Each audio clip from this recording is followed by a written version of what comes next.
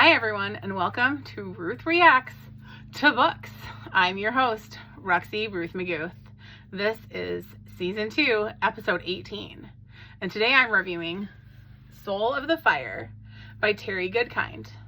This is the fifth book in a series. The first book of the series is called Wizard's First Rule. And I would recommend that with this series, you start with the first book if you haven't read it, because this is very character driven. And so you really do need to understand what's going on. You're definitely going to have to start with that first one. It is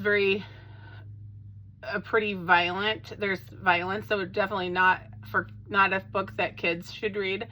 So you should make sure they're kind of, at least teens. I was a teenager when I first read these books. I was in my later teens. I first read these books when I was, like I said, in my late teens, early 20s. And I got introduced to them by a former boyfriend. At the time, he was my current boyfriend. And when we broke up, I stopped reading them because I was heartbroken by the breakup, and I just could not continue reading like this book that I really connected with, like our relationship.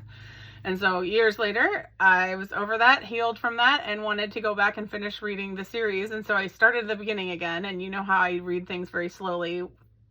I have my 25 books, and when I finish one, I put one on the next list. So I kind of probably read like twice a year. I'll read one of the books from the series. So slowly going back through the series.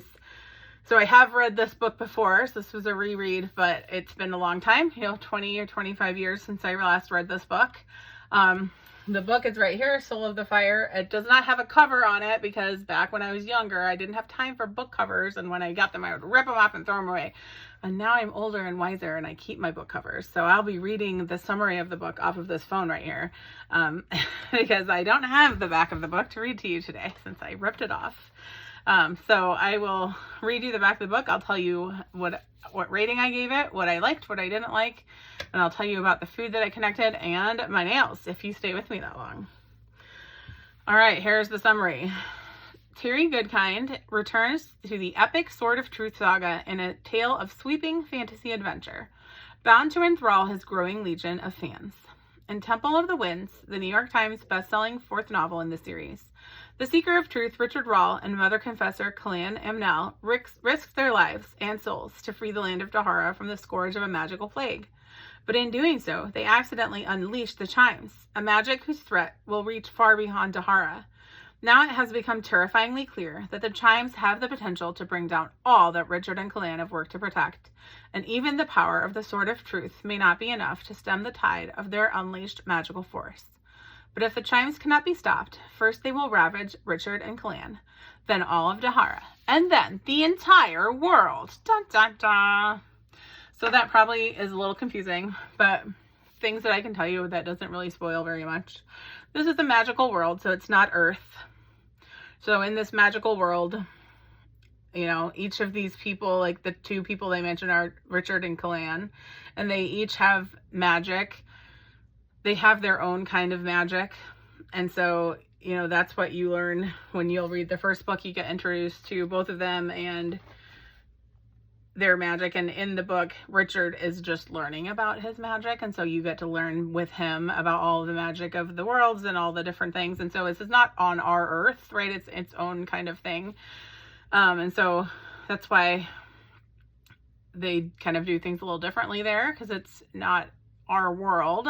And in the front of the book, you'll see in the front of each of the books, like they have the map, like any great science fiction story does. So you can see the map of this world that they've built for us. So I gave the book 3.75 stars. And I think part of that, rating is, it's almost like an inflated rating because I like the series so much, but I didn't really like the book a lot for Soul of the Fire, which is the one Wizard's First Rule I love. Okay, that one probably has 5 stars. I didn't look back to see what I gave it, but I probably gave it 5 stars. The first book of the series is great, but this one I struggled with a little bit, and I'll tell you why.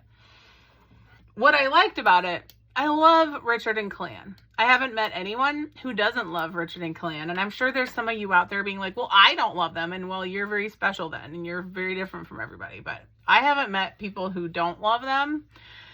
And so like the scenes that they're in, love those. They're great. Carry the story along. There's also a character called Du Chayu. She's great too. She's funny. She brings funniness to the story, levity, and also seriousness, but like so the scenes that she's in, also good. Those are just a small part of the book. A lot of this book was lots of other people. A lot of this book was people that we'd never met before. A lot of these books was very dreary. The new characters that we met were quite awful, a lot of them. There was definitely not enough of a character named Zedekus Zul Zarander, who, if you have not read this, you don't know who I'm talking about, but if you have, you know who I'm talking about. He's amazing. He was in it a little bit. He was not in it enough. He should be in it more, and he should always be in it because he's the best. So, you know, that was sad. The book, like I said, it's violent. There was quite a lot of violence and like rape and stuff in this book, which I did not like very much. And like, it was sad. Like, it was a sad book. So I'm hoping that the next, you know, like there was a lot of tough stuff that happens in this world. It's a tough time. It's a tough time they're going through. And like, you know, it's an epic saga. Like, what can I say? Like, there are hard things that happen in epic sagas. So I'm just hoping that like the next one, like it starts to get a little bit better maybe. And like, maybe we have less of the like super dreary people that we're meeting, and maybe we meet more cooler people. It's my hope. So the food that I picked for this to go with this one was, I have done something slightly different. So my son is part Osage through his dad's side. And in the books here, like I said, it doesn't happen on our earth. So we don't have, you know, tribes like we do here, but they have different people that they meet as they are traveling through different lands. And some of the people they meet call themselves the Mud People. And the Mud People do things that are somewhat similar to what some of the native tribes that are around here in our area do. And so I have included a link to the Osage Nation. It's a YouTube video of some Osage people showing how to cook fry bread. It reminded me of just in the stories, the Mud People will cook something called tava bread, and they will often cook that, and they'll, you know, wrap up like meat and vegetables in that, or they'll just send it off by itself when Richard and Clan go off. It's something they cook quite a lot, like with their meals. And so I thought that that would be a cool thing for you guys to take a look at, and aligned well with this book. For my nails, I chose this.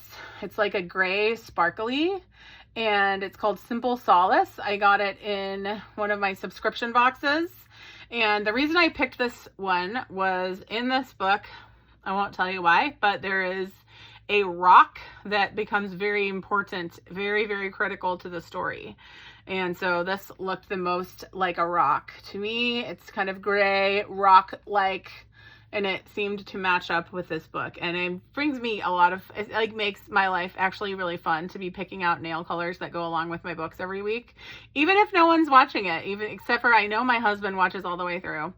Everyone else might leave after 1 minute because that's what YouTube tells me. People watch for 1 minute. So if anyone else is still watching, thanks guys. Love you. Love you so much. So I hope you all have a great week, and I love you dearly. And I will see you next week for my next review. Bye.